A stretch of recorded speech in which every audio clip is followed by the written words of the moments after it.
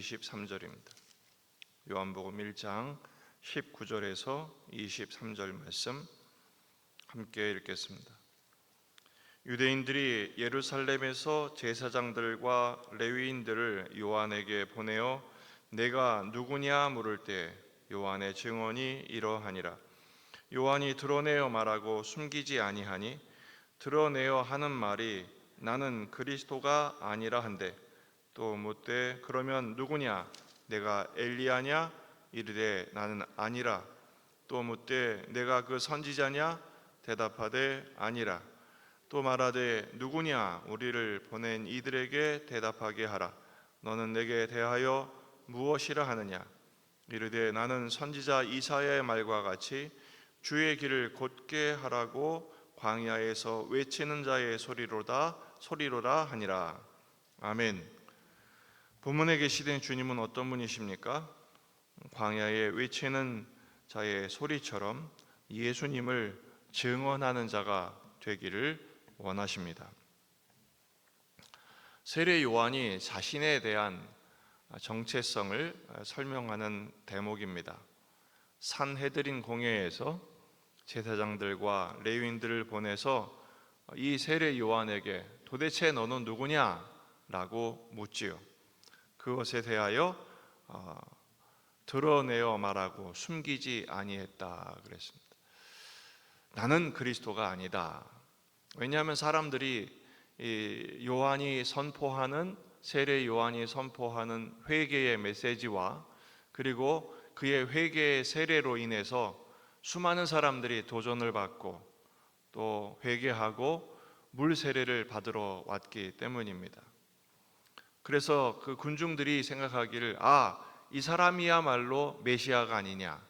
왜냐하면 메시아가 하는 일을 그대로 하거든요. 하나님 나라를 선포하고 회개를 선포하고 세례를 주니 그럴 수밖에 없지요. 영적인 암흑기에 마치 빛이 비친 것 같은 그런 기능을 했기 때문입니다. 그런데 그는 말합니다. 나는 그리스도가 아니라. 묻죠. 그럼 엘리야냐? 아니다. 선지자냐? 아니다. 그들이 이렇게 엘리야냐 선지자냐 또 물어본 이유는 말라기 4장 5절에서 내가 선지자 엘리야를 너에게 보내겠다 이렇게 예언하신 바가 있기 때문에 그렇습니다. 실제로 예수님도 이 세례 요한에 대해서 증언하신 바가 있습니다. 마태복음 11장 14절에 만일 너희가 즐겨 받을진대 오리라 한 엘리야가 곧 이 사람이니라. 말라기에서 예언된 그 엘리야 같은 역할을 하는 사람이 세례 요한임을 예수님이 직접 증언해 주기도 하셨어요. 그러나 세례 요한은 말합니다. 나는 아니다 라는 거죠. 내가 그럴 자격이 없다는 것입니다. 그러자 그럼 도대체 너는 누구냐 라고 묻자 23절에서 말하죠. 나는 선지자 이사야의 말과 같이 주의 길을 곧게 하라고 광야에서 외치는 자의 소리다 라고 말합니다. 광야에서 외치는 자의 소리. 여러분 소리는 어떻습니까? 소리는 내용을 담아요. 메시지가 있어요. 하지만 메시지가 선포된 후에는 소리는 사라지죠. 광야에서 바람밖에 없어요. 돌과 모래와 바람밖에 없는데 그 광야에서 외치는 소리가 있는데 그 소리의 내용만 있고 소리는 곧 사라지고 맙니다. 세례 요한의 자기 인식은 이거예요. 나는 예수님의 오실 길을 예비하는 자일 뿐이지 아무것도 아니다 라는 것입니다. 그리고 실제로 세례 요한은 갑자기 사라지죠. 헤롯에 의해서 죽음을 당함으로써 그의 사명을 다하고 그는 마치 소리처럼 사라져 버리고 맙니다.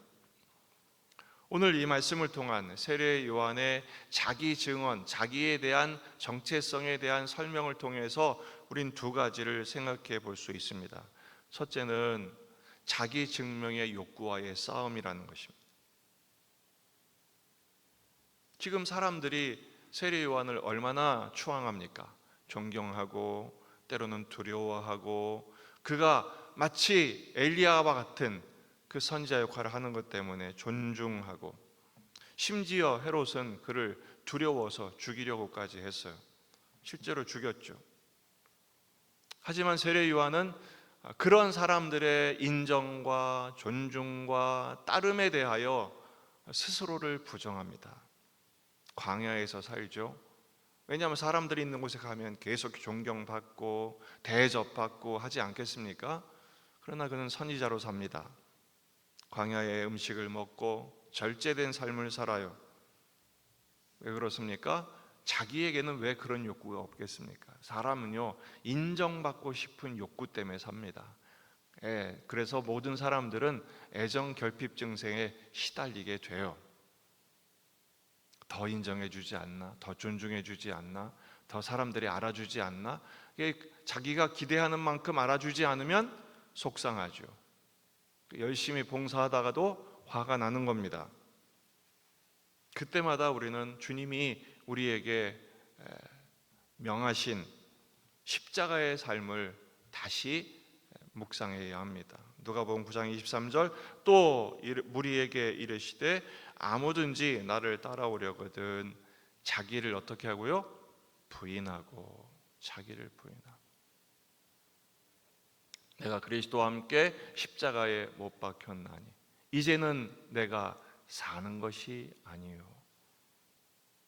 자기 인정 욕구, 사람들의 알아줌, 이런 것에 목마르지 않도록 나는 아무것도 아닙니다를 우리는 고백해야 합니다.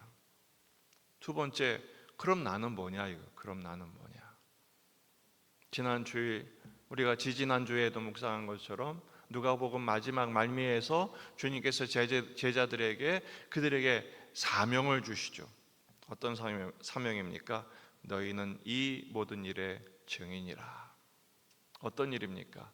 예수 그리스도께서 죽은 자 가운데 살아나실 것, 고난 받으셨으나 부활하시고, 그리고 그 이름으로 죄사함을 받게 하는 회개가 예루살렘으로부터 시작해서 모든 족속에게 전파될 것.